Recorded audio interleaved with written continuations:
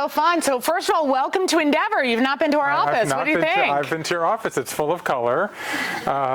Michael, who works with me, said, "You should have seen the last office I worked in. It was so crowded and unappealing. And this is spectacular." So congratulations. How many people, is this your first Endeavor office, or how many people were in the old office? That's the new office or old office? Old. How many people were in? How many people is this the first Endeavor global office you've been in? Oh, wow. Look at that. Yeah, I often say that other than Linda, I don't think there's anybody who's been to more Endeavor galas, and I know there's never been anybody who's been to more Endeavor events than I have and never spoken. So it's very rare. I'm normally like the first dude who comes and just looks pretty, and now I get to speak. I never have a microphone at an Endeavor event. Well, there's so much to talk about, and some of our Endeavor team members have been part of this journey with you, which we'll get to in a minute. But I wanted you to start, for those people who don't know, a little bit about your background and just your journey. We always ask the entrepreneurs to explain just very quickly a little bit about their background and what led them to start, in this case, this book. So I grew up in Savannah, Georgia, and in the context of the conversation that we're about to have, I think of myself as having, for much of my life, the kind of fantasy linear life that we all dream about. I grew up in Georgia. I left there and went to New England to go to college, and I left there and I went to Japan in the 1980s, and I wrote letters home on crinkly airmail paper. Now, this would be a show of hands. How many people have ever written a letter on airmail paper? Not a single hand. Maybe two hands in a room full of almost 100 people. So it was this very thin paper, and there were no lines on the paper. So the pads had the lines, and you stuck the lines under the paper so that the lines didn't get all wiggly. And I would write these letters home, like, "You're not going to believe what happened to me." And when I came back home 6 months later to Georgia, everyone said, "I loved your letters." And I was like, "Great, have we met?" And it turned out that my grandmother had Xeroxed them and passed them around, and they went viral in a sort of old-fashioned sense of the word. And I thought I should write a book about this. And it doesn't happen this way, but I sold my first book at 24, 35 years ago, and I've never held a job since. So in my 20s, I wrote books about Japan and England and country music. I spent a year as a circus clown, as some of you may know. In my 30s, I went back and forth to the Middle East. And basically, I figured out early what I wanted to do. I did it for no money. Then I had some success. We got married and had children. And that was that fantasy, upward, linear life. Until my 40s, when my life blew up. First, I got cancer when we were the parents of 3-year-old identical twin daughters. Then I had financial troubles. Then my father, who got very depressed with Parkinson's, tried to take his own life 6 times in 12 weeks. So suddenly, I'm a storyteller, and I didn't know how to tell the story of my life. And I actually called you one night. I was at a college reunion when I finally did tell this story publicly, and everybody had a story of a time when their life was blown up. And I called you and I said, no one knows how to tell their story anymore, and I want to do something to help. And so what I did now 6 years ago was create something that I now call the Life Story Project. And I have traveled across the country in the intervening years, collecting hundreds of life stories of Americans of all ages, all walks of life, all economic backgrounds, and all 50 states. And I code these stories and I analyze them, looking for patterns for how we navigate and find meaning in times of change. And that became the subject of my last book, Life is in the Transitions, which came out in the middle of the pandemic. And when that happened, I realized work was going to be the next domino to fall, and I set out to do it again and look at how we find meaning in our work lives today. Am I Endeavor entrepreneur after that telling that story? Okay. First of all, you only get 5 minutes, and you already took like 2.5. That's usually not a great sign because we have 3 more parts of the question. But that's okay. Mark's laughing. We haven't even gotten to the why Endeavor part. But you did great. A number of our team members were at a gathering at our house about a year ago where we had a contest for what this book would be titled. The last one, Sylvia has a copy of Life is in the Transitions. And I think think some of the contestants at that point were how not to have a career. Am I doing what I want to be doing? Can't remember what another one was. Do you remember? And you ended up with the search, finding meaningful work in a post-career world. So I would love you to sort of set the stage, and then we'll go into the 3 lies you found, but I'd love you to set the stage of what you thought this book was trying to say. Well, I'm looking out at this audience, and most of you are, let's just say, under 45. And I think that what I found in this project is that we are in this epical moment of change around work, led primarily by the people in this room. People who are younger, people who are majority female, people who are increasingly diverse. I mentioned that I spent a lot of time in the Middle East, and I'm looking out, and some of you may have roots there or traveled there. The greatest story ever told about work is the story of the Garden of Eden. And it, in some ways, is the most destructive story ever told about work. Because what is the punishment that befalls Adam and Eve when they get kicked out of paradise? The answer is they're told they have to work. And in every culture since then, whether it's the Romans, the Greeks, the Europeans, in the West, work is something that was supposed to be miserable, and you're not supposed to be happy. And I think that the big sea change that's going on is that a new generation of workers today are not prepared to make that bargain anymore. Okay? And I would say that the number one idea that emerged in these 1,500 hours of interviews that I have done, 10,000 pages of transcripts, is that fewer people are searching merely for work, and more people are searching for work with meaning. But what's been lacking in the conversation, we've been told for centuries how to deal with a job that you don't like, but there has been no toolkit for how to find a job that you do like. And in fact, the essence of this project is trying to give all of us, you, anybody listening to us, a roadmap for how to identify what it is that would bring you meaning and how to go forth and tell that story. So we'll get to the sort of prescriptive part later, including how you can reinvent yourself by staying at the place you are. You don't have to leave. You don't have to leave, but we'll get there later. That's fine. Big response from that comment. But walk through the 3 lives, because what you've done also in the first of all, they're incredible stories. We're not going to get to a lot of the stories, but they're beautiful stories. So I really encourage you in the summer to read these. But also, you go through really the history of work, which is fascinating, and came up with 3 lies. So why don't you share that information, and then if I'm allowed to tell my favorite story, you can let me tell I'll tee you up to tell your favorite story. Yeah, so the book is built around what I call 3 lies and a truth around work. Lie number 1, you have a career. Okay? So for most of human history, there was no idea of career because we didn't need one. Most people lived where they worked and worked where they lived. I actually did, in the last 3 days, I've been both on CNBC and on Fox Business, like 2 of the big business channels. And I won't say which one, but on one of these channels, I was asked, 4,000 people last month lost their job due to AI. This is a cataclysm in the history of work, and how are we going to respond to it? And my response was, in the late 19th century, in a matter of about 2 decades, when we had electricity and the car and all of these industrial inventions, you know what percentage of the American population lost their job? 1/3. 1/3 of the country lost a job, fled rural areas into cities. Tens of millions of people came from overseas, and suddenly you had this situation that had never existed. All these people living in a city with nothing to do, and all these new kinds of industries and companies with no access to people. So a guy named Frank Parsons in Boston in 1908 invents the first career counseling center. And this, in effect, he invents the idea of the career. And how does it work? Once in your life, at 21, if and only if you are a man, you go to a career counselor, they make a match with an occupation, and then you do that for the next 50 years of your life.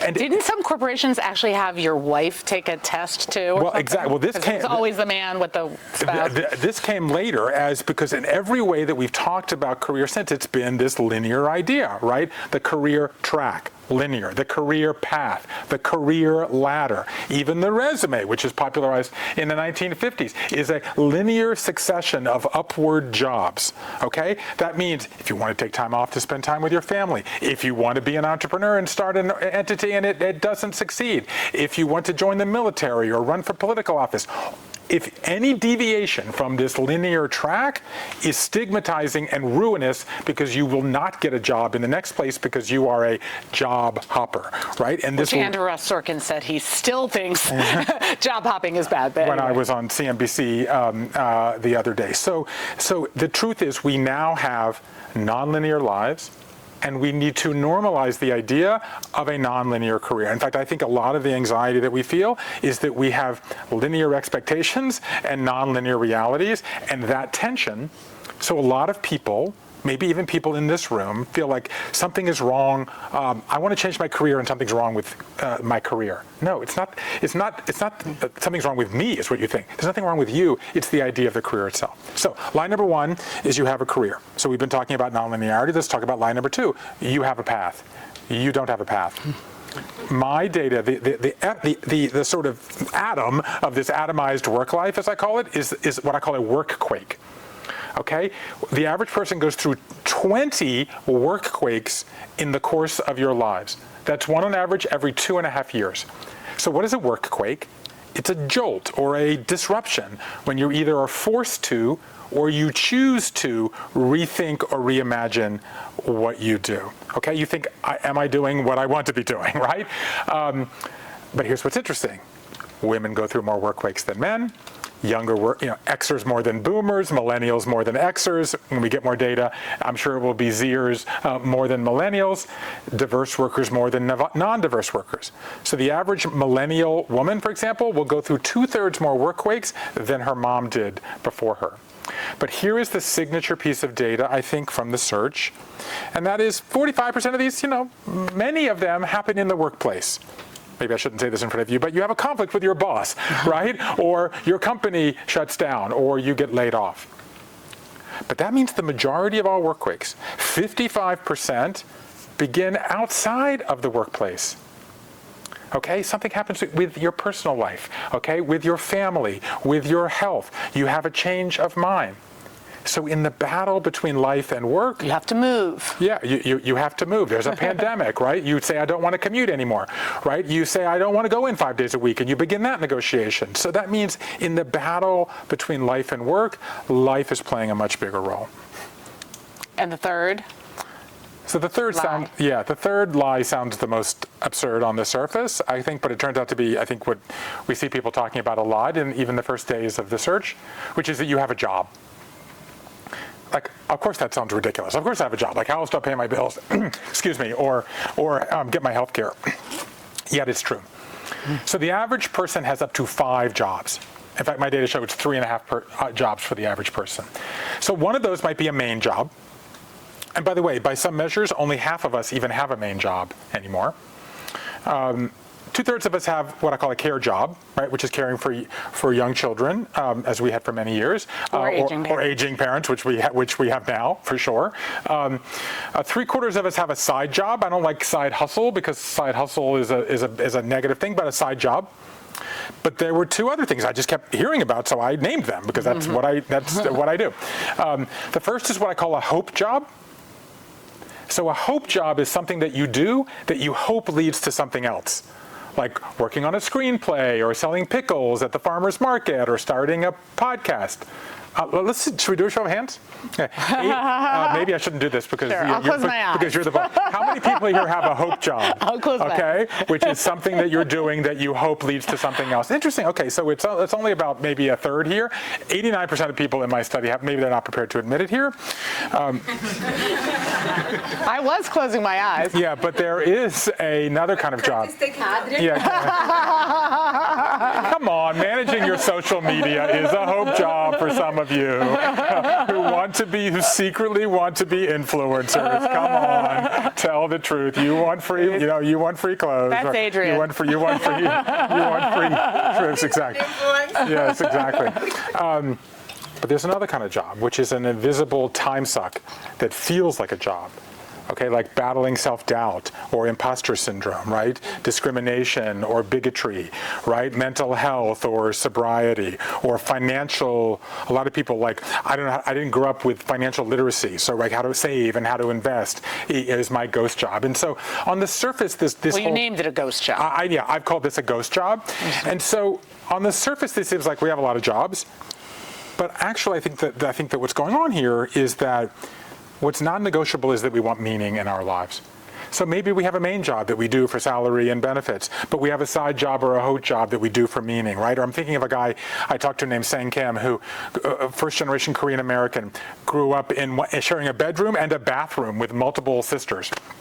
So he did the thing he was expected to do. He became a lawyer at Goldman Sachs, no less. But he always wanted a better bedroom and bathroom, and so he opened what was originally a hope job, redesigning Friends, becoming an interior decorator and redesigning their bathrooms and bedrooms. Then it became a side job, and ultimately he left his main job, made his side job his main job, but he didn't have enough money, so then his law job became his side job where he made enough money until his entrepreneurial enterprise could get off the ground. So this shows how we shift the meaning between and among the different jobs, because it's the meaning that's really the thing that we're not prepared to give up anymore. Okay, I want to make sure we have time for some of the lessons. I want to get a lot of questions, audience participation, but you have to tell sort of my favorite story, because one of the things that was remarkable about what you've done, Bruce, is you know, over 80% of the people you interviewed came from underrepresented backgrounds in some way, but more surprisingly, talk about the literature that you read and what you discovered up until this point, because it really shows what you're bringing to the table that really is fresh. So I think that, you know, in almost anything, this is the 15th book I've written, and almost every one that I've ever undertaken, something happened that surprised me along the way. Like before, with Life is in the Transitions, I sort of went in looking for how we tell our story and ended up with this idea that we spend half of our life in a life quake, as I call it, and that life transitions are how you get through it. So with this book, I went in looking for work, and how we're reimagining work, and realized that what we're doing, in fact, is redefining success. Is that we are challenging and questioning and rewriting, by each of us rewriting our individual story of success, that we are rewriting the collective story of success. And in this country in particular, from Ben Franklin, from the very beginning of this country, we have been telling a singular story of success, okay? And it's all about climbing, up by your bootstraps, rags to riches, higher floor, bigger office, greater salary, more benefits. And it turns out that is the story that many people tell. But when you brought in, that is the story of only one kind of hero, chasing only one metric of achievement. And that is essentially the story that everything has to be measured in money, or money and net worth and power. But when you broaden the aperture, and when, as you said, 80% of the people that I spoke to come from underrepresented backgrounds, it turns out that their definition of success is much broader. And so at one point, when I decided I was going to write this book, I made a list of all the books that I was going to read. And I stacked them on my desk, and I realized, oh my God, they all have one thing in common. They are written by one type of person and profiling. Well, which you are too. Profiling one type. So I did this analysis. I attacked the top 5 success books of the last century. How to Win Friends and Influence People, The Power of Positive Thinking, What Color is Your Parachute? We all grew up with these books. 7 Habits of Highly Successful People. I turned every page. 93% of the people in these books were straight white men. 7% were women, and 0.009% were minorities, okay? And in these books, you just literally, it's almost cruel, the depiction of people that don't meet that description. But what story, who is the one person in American lore who defines success more than any other? His name is Horatio Alger. And now I get to tell my favorite story. No, this isn't the story, this is the background, and then we'll move on to what you learned. But when Bruce was doing this research, and not only were they only straight white men in corporate careers, right, which didn't relate to anybody's definition of success today, but Horatio Alger, so this is where how many people think of Horatio Alger as part of the American success narrative? The Horatio Alger story, okay. Well, Oh, you guys haven't even heard of the Horatio Alger stories?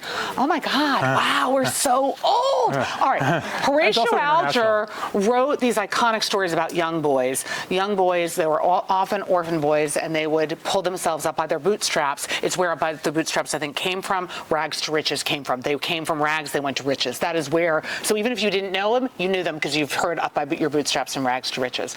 Okay, so 100 million books in 30 years in the late 19th century, and 3 times that amount in the 20th century. This defined the other term that came, the self-made man, right? So this came from Horatio Alger and the stories. Well, it turns out that Horatio Alger, as Bruce uncovered, was originally a preacher in Cape Cod. However, let's just say he got in trouble having done some inappropriate things with some of the young boys in his parish, and he was going to be a pedophile. I'll be blunt. Well, we were going to end there. So he's going to be thrown out, and Daddy writes a letter saying, he means, well, why don't we send him off to New York?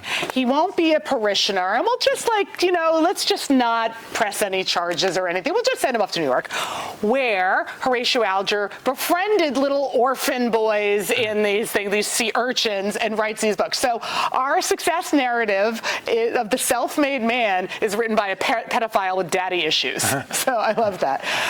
If that doesn't say we need a new success narrative, what does? So here we have Bruce. So before we get into questions, why don't you just highlight some of the things, and I would like, some of the lessons you learned, but also I would love you to apply them. That some of the things you learned was you don't have to change stuff. Yeah. You can just change your mindset or change your role. So I'd love you to hone in on that after you talk about the general. So here's the basic frame. So what I've been saying is success is all about climbing, okay? But if there's one thing I learned, talking to hundreds of people who actually are happy with what they do, is the people who are happy and most fulfilled in what they do, they don't climb, they dig. They do what I call a meaning audit, and they perform personal archaeology on their own lives. You go on a treasure hunt in your own life story to identify what is it that you learned about work from your parents, right? Who were your earliest role models? What is your toothache, I like to call it, the kind of thing that's been nagging at you that you've been wanting to resolve your entire life. And so the essence of what I've tried to do in the search is give you a toolkit. I call it 21 questions to find work you love, which is a series of questions to ask yourself when you are in a work quake to identify what is it that would make you happy. Because 20 times in your life, you're going to reach one of these moments. And as you said, you might want to start something new. You might want to do something else. So let's just do a few of these questions to kind of explore how it works. So the first and simplest question, what are the upsides and downsides of work that you learned from your parents? Okay, so I'm asking you that now. Imagine, what are the upsides you learned from your parents, and what are the downsides? I will tell you, because I asked this question, that most people, 2/3 of people, say that the number one upside they learned from their parents was the value of hard work. We want to work hard. And just as a questioner, I was asking these questions, and I thought, everyone's saying the same thing. I must be asking the wrong question. So then I started asking, what are the downsides you learned from your parents? And then the answers got interesting. Number one downside, overwork. Number 2 downside, strain on the family. And number 3 downside, unhappiness. So right there, we're one question in to the 21 questions, and you begin to see that we are all shaped by this story that's within us that we never talk about. Because especially people who are younger, more female, more diverse, they want to work hard. But they don't want to be unhappy at work.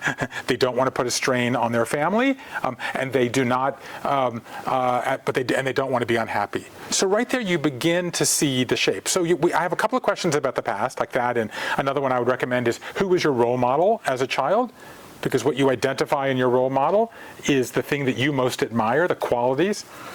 But then we turn to today, and that leads to the question that you've now teed up a couple of times since we're here at a retreat for Endeavor.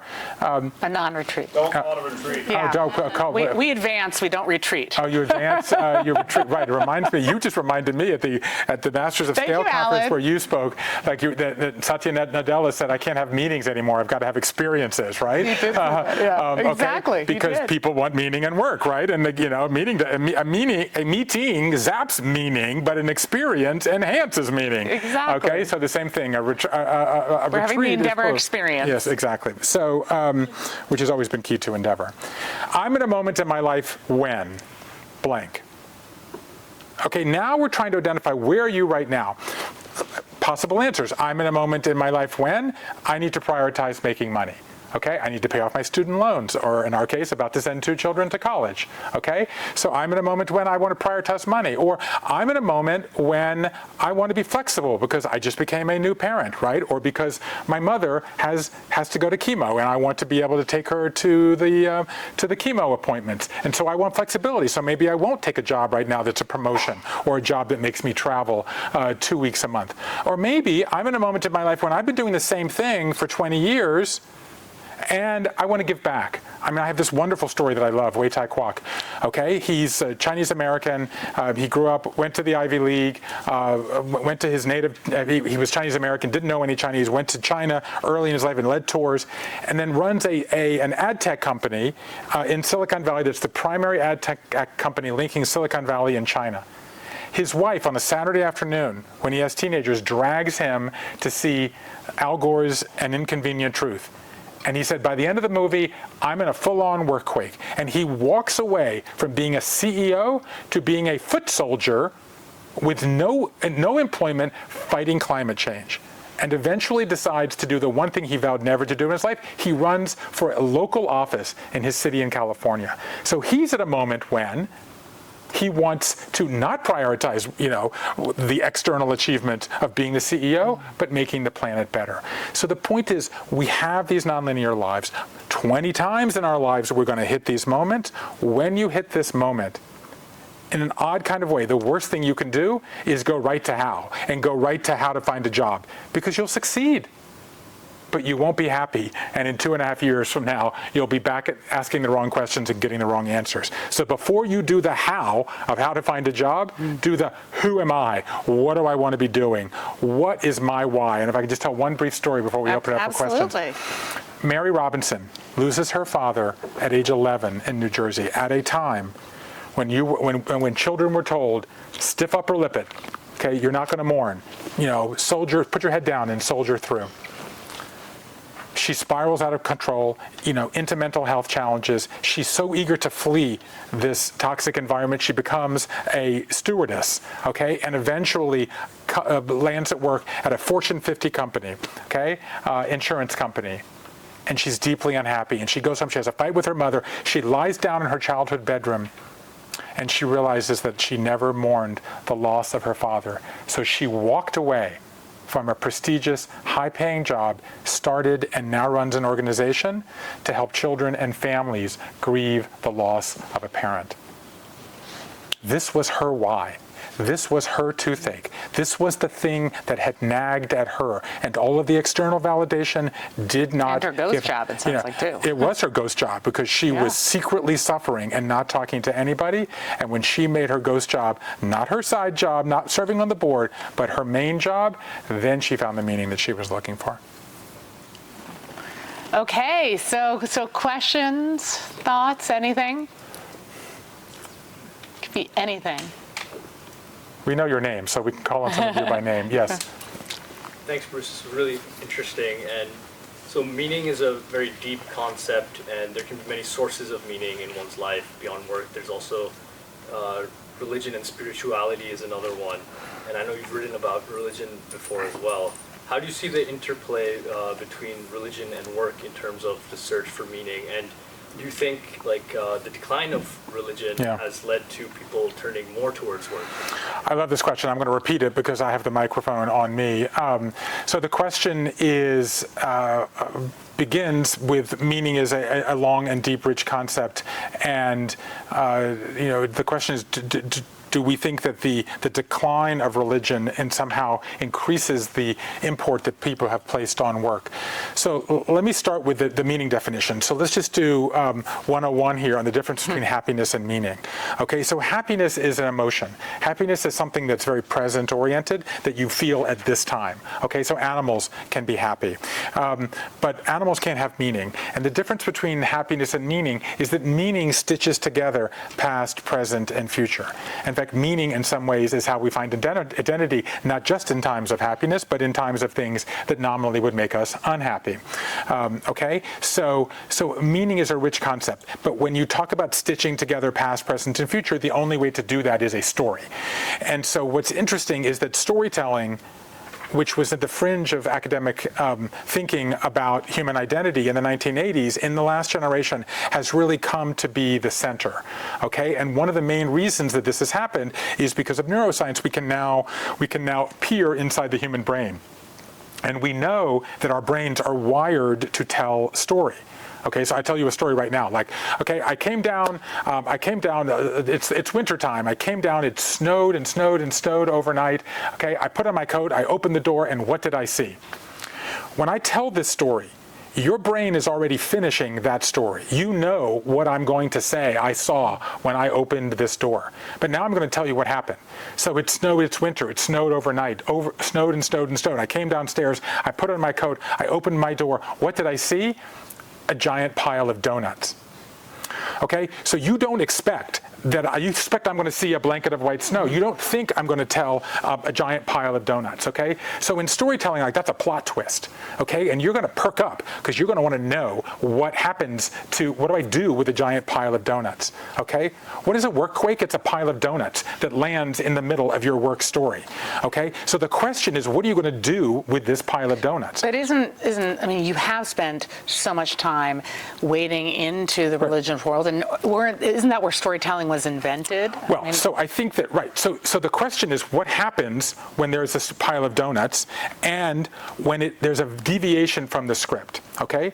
So what the story with religion is that for most of human history, the religion provided the story, okay? So everybody agreed on what the story was, okay, and any deviation of that was problematic. So what's happened with the decline of organized religion is that the answer machine, right, the place where you went for the answer of what you do when you get a pile of donuts, that has melted away. And I think originally people thought that once we melt away from organized religion, okay, that we could write our own story. But it turns out that turns out not to be true. So we have turned away from the organized religion, but our ability to tell big stories is declining. And that's why what's going on in religion is a massive search, okay? So if you look at all the data on religion, we may less belong to institutions, but we are experimenting with van life, with travel, with ayahuasca, okay, with yoga, with meditation. These are all larger searches for meaning that are occurring, but they are being run individually, and now we see people forming into groups to try to answer them together. So now to the last thing you said, are we placing more meaning on work because of the decline of religion? I think that the larger answer to that is it is one of, let's just say, a half a dozen reasons, okay? So one reason is there's no more meta story. So we each get to write the story and we may choose work. Another reason is there's a rewriting of the gender norms, right? Because now 80% of women are working outside of the home. There's also a rewriting of the family norms because 80% of dads are now involved in parenting. So there's a whole series of changes. But one of the reasons, remember I said that it was it was Genesis 1, okay, is the worst story ever told about work. We are no longer married to that story that work must be miserable. And so I do think a lot of people, if they say I'm going to spend a bulk bulk of my hours doing this, they do want meaning. One of the things that's interesting about this is, as Bruce, when I spoke a lot about the fact that he never really held a real job, right? Yes. He was a circus clown, right? Those people work hard. He was an English teacher in Japan, actually, so you did do that for your books. But then he's written, and so he's like, who am I to write about work?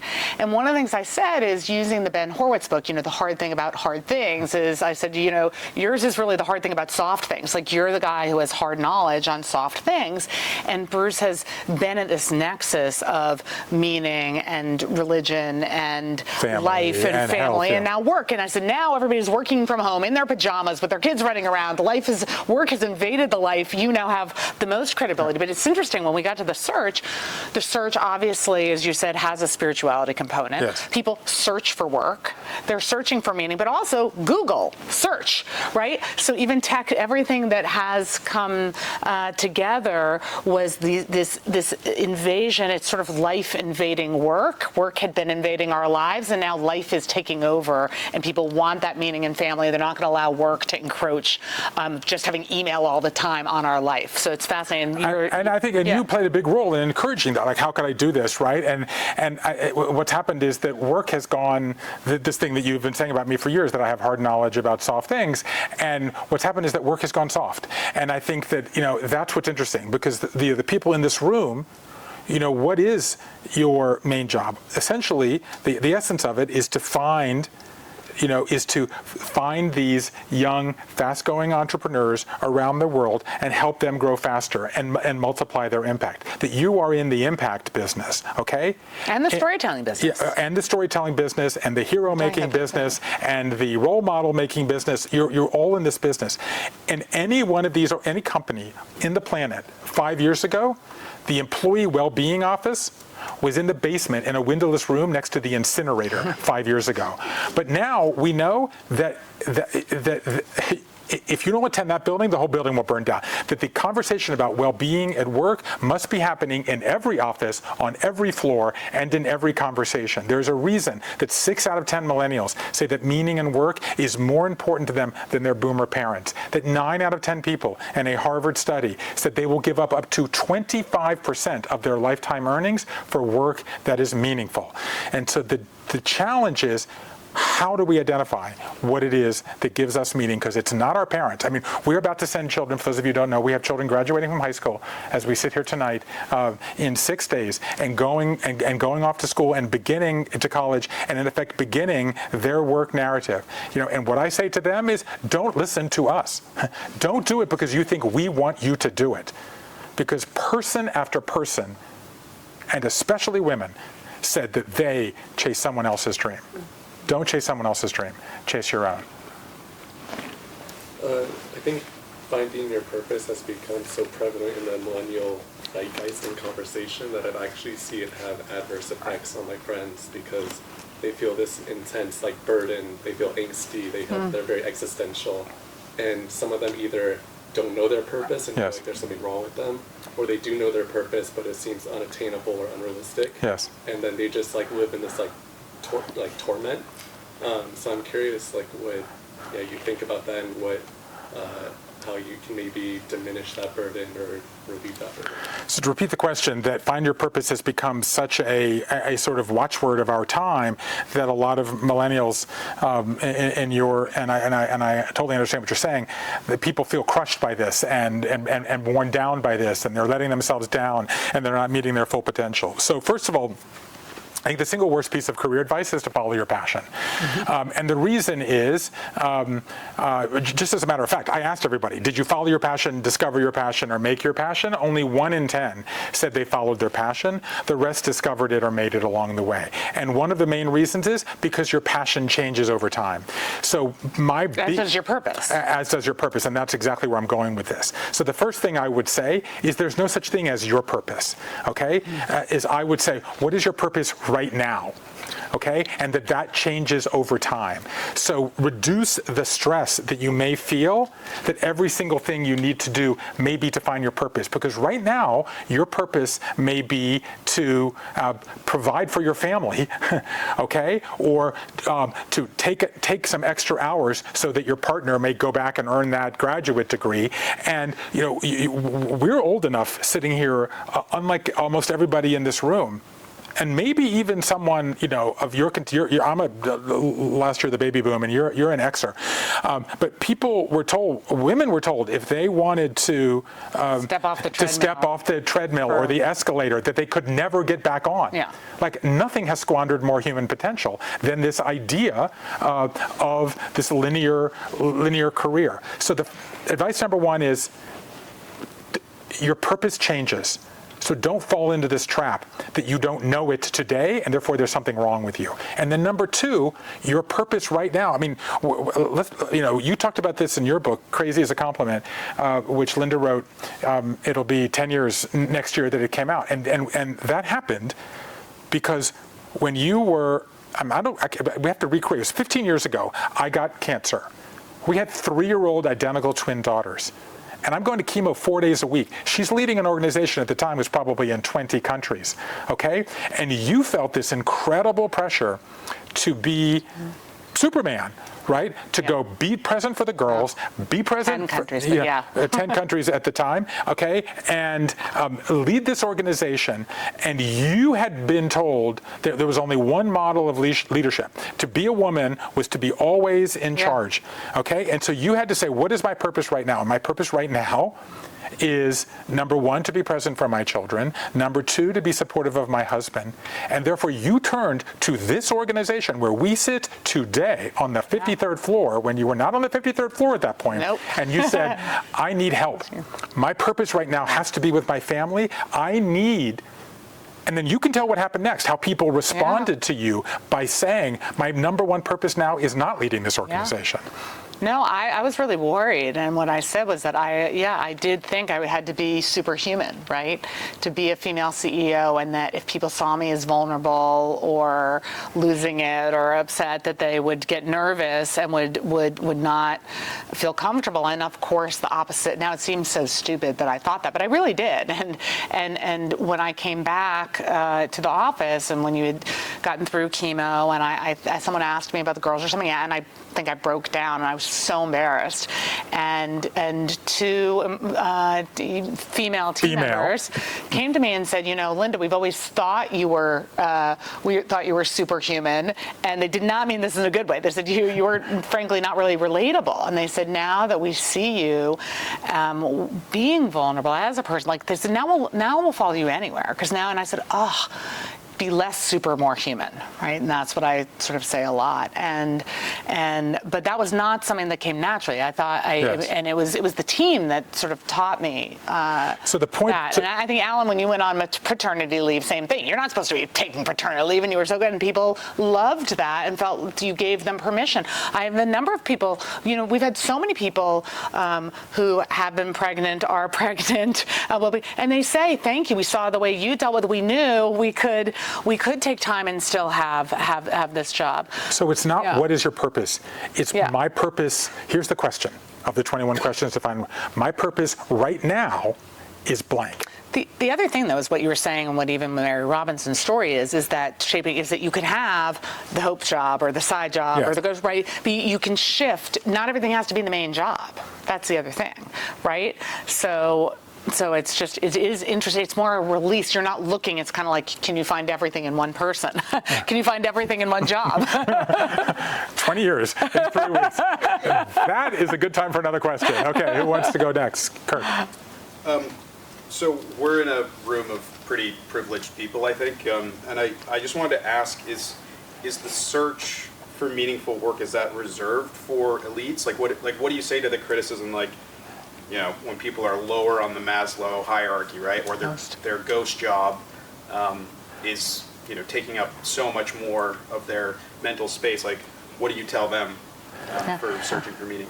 So the question is, can only people of privilege search for meaningful work? And the short answer is no. First of all, in my study, half the people had under $100,000 of income, and so it was And a many very, much very less. yeah, and many of them Much less. significantly less. And there's a story that I tell in the book from a famous study of the idea of job crafting. A woman named Candace, who this was a study done at the University of Michigan, and she emptied bedpans in a hospital. And they came to her and they said, well, what do you do? And she said, I'm in the business of hope. And I don't call this a cancer lab, I call it a hope lab, is that these families are supporting these patients and I'm supporting the families and supporting the patients. So I could sit here and tell you story after story. I'm thinking of Chris Donovan, who grew up in a close Catholic family in New England and was told, get a stable job, that's the most important thing. He tended bar for a lot of his 20s, and then in his mid-20s he went to work for the telephone department. Okay? And he originally as an operator, the only male in a room full of women. And he spent the next 22 years, including the last 10, as a telephone repairman, like climbing up the pole. And his ghost job was money, and he wasn't taught how to save money, how to invest. But his hope job from when he was a teenage boy was drawing women's shoes. And then ultimately he got married. He married a tie-dye artist, and this tie-dye artist, his husband, said, you can't throw away those drawings you've been making for years. That's who you are. And so he enrolled in school in his 50s. He then came down to New York and took a class. And in his mid-50s, he put in his retirement after 22 years at the phone company, went to Italy, couldn't even get a visa because he was too old, earned a degree, and then opened his own women's footwear company. You have stories of doulas. Like, you have a lot of stories of. So the doula story is amazing, actually. An HBCU professor in Alabama, okay, her name is Kirsten Green, who grows up and her field is criminology, and she's teaching criminology at an HBCU. For those of you who don't know, that's a historically black college and university. And in this case, in Tennessee, when the child of a relative gets pregnant, it turns out against her wishes, at age 14, and decides to keep the baby and says to Kirsten, I want you in the delivery room with me.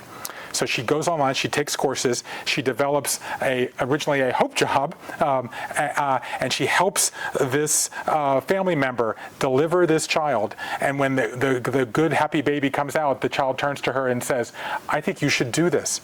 So she gets trained, is now a licensed doula, has a side job as a doula, and wants to open a birth center so that people from her underrepresented community can have access to cutting-edge, meaningful ways of delivering a child. So this is not limited, and the stories in this book show that this is a generational change, that we are moving from a means-based economy to a meaning-based economy. How you make meaning may change, depending on who you are. Making money may be self-confident, independent, providing for your family, taking care of your parents. I know someone who works not that far from here at Vox Media. Her side job, she works at Vox. She's also a stand-up comedian on the side and writes books, because her hope job is she has to make enough money because she thinks that she's going to have to take care of her parents who won't be able to take care of themselves. So she wants to be able to, if now she's living in a one-bedroom apartment, she wants to be able to form a home where that she can continue her family. This is not limited to money. Okay, let's see if we can get a couple more. I saw some question down here. Alan. Do you think that your observations around or predictions of moving from a means-based economy to a meaning-based economy has disruptive implications for economic development as a field? Like the work we do at Endeavor and the definitions of success and how we think about it, will that change over time based on what you're thinking about these days? So the question is this larger kind of the rise of meaning, will this have implications not just for the definition of success in this country, but around the world? The short answer to that question, I think, is yes. I think we are in the fourth biggest transformation in the history of work. The first was when we went from hunting and gathering to agriculture 12,000 years ago. Then the second was when we went from an agricultural-based economy to an industrial-based economy 200 years ago. The third is when we went from an industrial economy to a knowledge and service-based economy in the post-war years. And now we are moving from a knowledge-based economy to a network-based economy with a much broader interglobal connection and a much broader and more diverse workplace. And this change is what's going on. So we are, and we can go, you and I could pick, any newspaper, any website, any collection of Amazon, Apple, the number one most emailed story in the Wall Street Journal. I know this because the excerpt from my book was, on that list all weekend, and there was an employee, insurance company employer says to all his employees, you can work you can work remotely. 6 months ago, people moved, they bought houses, they sold cars, and then 6 months later he says, no, you got to show up in the office, and they're like, no. Because there is no stigma for leaving a job anymore. 50 million Americans quit a job in the last year. In a workforce of 160 million, that's a third of the workforce has quit a job. Okay, another third of the workforce is now working remotely at least 1 or 2 days a week. That was unimaginable 5 years ago. So when there's no career, there's no path, there's no stigma. So in fact, the definition of work is changing. And insofar as this country has always been the benchmark for other countries, the definition of success is changing. Success is not climbing. Success is digging. Success is not individual, as you alluded to earlier, Linda. Success is collective. Okay? Success is not means. Success is meaning. And success is not status, success is story. And as this change happens, it's going to echo around the world. And just to get on the Endeavor side and what we do, to take Kirk's question earlier, this used to be said about entrepreneurship. There would be entrepreneurs of opportunity and entrepreneurs of necessity. And people thought that women or people in emerging markets and developing countries where we work, they were entrepreneurs of necessity. What did that mean? That meant microcredit or something. Yes. But you couldn't afford to be an entrepreneur of opportunity. What did an entrepreneur of like a high growth, what we call high impact entrepreneur bent? You'd go to Silicon Valley and you'd want to reverse engineer the kind of company that could get venture capital and could go public. So now what is the story, the other story of today? How Silicon Valley, everyone was leaving in the pandemic and they're all coming back. Why? Because AI, and they need to get funded by AI there. They're kind of, as I say, they're reverse engineering what the VCs want. And what I've said for decades to people in the Valley is you're missing what's going on in the rest of the world, where people are solving real world problems at scale. And what's so interesting is you talk about the ESG room in the incinerator. Well, the impact investing, and I don't like the word impact investing. I'm like, no. If everything has to be high impact, it's growth and you want impact. And what's super interesting is the selection team, we ask the stories of these entrepreneurs all the time. And not only do they have the pain point that led them to start this company, right? They are solving real world problems at scale and the technology is enabling that solution, but they all talk about impact. They all don't just want to talk about the money and the monetary success. It's endemic to them or something. Intrinsic, yeah, that's the word. Intrinsic to them. I'm losing my mind. That you have to have the impact, and that's a story they're telling in these places where it's hard to attract capital. It's hard to attract. And when you ask people which people are most influential, the people they like most in their work, it's actually the people that they impact, even more than their colleagues. That's where it comes from. And I think that you've had this thing that you've said for years. I was just talking about the employee well-being office that was downstairs in the incinerator. Well, right next to it, right, was the corporate social responsibility office, right? Okay, and you've said for years that this was not the right approach, and that's also been blown up because they want everything that the organization does, to be socially responsible in some way, and that's the big change, right? Is that so? The frame that I have for this right now is I've just written a white paper about this for TED that's going to be released, in the coming days. It's that we are in the meaning moment. Like, that's the frame I would give you. We are in the meaning moment. And what we have been talking about in this conversation was essentially how individuals can meet the meaning moment. how each of you can decide what brings you meaning and then design your work life to make sure that you are doing it. But the organizations who are trying to recruit and retain talent also need to meet the meaning moment, or else their people will quit because there's no more stigma. So what do the individuals need to do? They need to do a meaning audit. What do the organizations need to do? They need to do the meaning audit. Are you, in fact, have you talked to your team and your people about what is it, how they define meaning? Okay? Then you need to have a meaning agenda. The individuals need to have a meaning agenda. The organizations need to have a meaning agenda. Okay? Where you're doing specific programs and putting them in place to make sure, because if you don't put them in place, they will take over every meeting. And you can't have them take over every meeting. So you need to put them in place. And then the last, what do the individuals need to do? Use meaning language. And what do the organizations need to do? Use meaning language. Use language infused with the idea of balance and flexibility and purpose, okay? And well-being, okay? And support and inclusivity and on and on and on and on. So everybody has to meet the meaning moment, the individuals and the organizations. Last. Let's Yes. do so. Then we, yeah. Just a comment. This is fascinating in many different levels, and this meaning moment just reiterates how contextually relevant it is, our mission of turning the multiplier effect into the new yardstick Yeah. to measure success. We are redefining entrepreneurial success from growth, profit, and valuation to Yes. how big is your bubble. Yes. You like that? So I do like how this big is your amazing. bubble. And just another comment, you just maybe half an hour ago talked about Endeavor. You were articulating what we do, and you said, and I wrote it down because I thought it was really awesome. So when people ask us, so what does Endeavor do? What are you in the business of? We are in the role model making business. That is really fascinating if you think about it. What is Endeavor? What do you do? We're in the role model making business. I like that a lot. So here, first of all, I appreciate that comment, and I appreciate all that all of you do for Endeavor. I appreciate your inviting me to actually speak at an Endeavor event instead of standing in the corner. Well, Anna, by the way, I will say, first of all, Nathan really is the brainchild of, and Tiffany and Leanne of this whole retreat.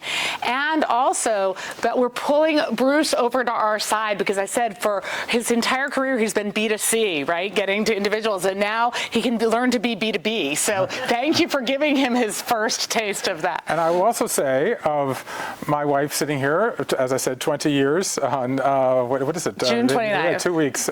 2 weeks from tomorrow. She married into this field, and therefore it came with the ketubah that we signed, that you had a forced side job of being my editor. And I will say, you originally, ironically, were such a cheerleader, as my dad would have said, that you were bad actually at being an editor because you thought that your role as an editor should just be supportive. Like, this is great, this is wonderful. And I was like, but I want to make it better, and I have this joke I would say to our children for many years back when they would bring me their writing. Now they're too old, they don't care. And I would say, do you want me to tell you how great it is or tell you how to make it better? It turns out that the best answer is both. And you have learned in your side job to be better, both to tell me when you think it's working, and now, perhaps sometimes you're a little too free with it, tell me when you think it's not working, and I should go back to the radar. So I celebrate you, and then in reverse, I will say if there's a role that I've played at Endeavor, and this gets exactly to the point I want to make in response to your comment, is stop using cold words and start using warm words. Yes. When Linda originally would speak about Endeavor, it would be because Corporate speak. because your ghost job was that you didn't go to business school and you were anxious about being a business leader, so you would use all of these jargony KPI, cold metrics, efficiency, productivity, and it was very cold.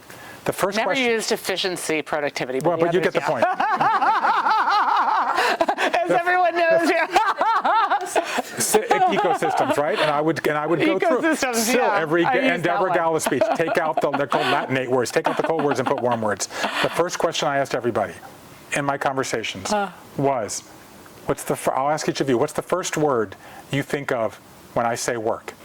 What's the first? Okay, I'm going to say 1, 2, 3, and everyone say the word. 1, 2, 3. What's the first word you think of when I say work? Mission. Okay, I heard mission. I heard some different things here. 2/3 of the words that people say have nothing to do with what they do and everything to do with how they feel about what they do. This book is based around a simple formula. Work equals numbers plus words. We spend 2/3 of our time talking about the numbers behind words. Salary, hours, efficiency, stock price, productivity, profit, loss. And only 1/3 talking about the words. But when you ask people what they think about their work, 2/3 of what they do is how they feel. Happiness, mission, purpose, service, growth, personal development. So I will end this by saying, in your work with Endeavor, you are helping people grow their companies. Numbers is essential to to what you are doing. Less math, more literature. Don't have any conversation with any entrepreneur that does not include some words about how they feel, about how their team is growing, about the culture, about the impact. We are in a meaning moment. You all have chosen work that gives you meaning, but make sure in the work you do with your entrepreneurs that you are helping them identify their meaning and give the meaning to everyone that works on their teams and that benefits from their services. And then together, we can help make sure people do find their purpose, the happiness they seek, the meaning that they crave, and the success they deserve on their own terms. And together, we can rewrite the collective story of success. Thank you very much. Katie.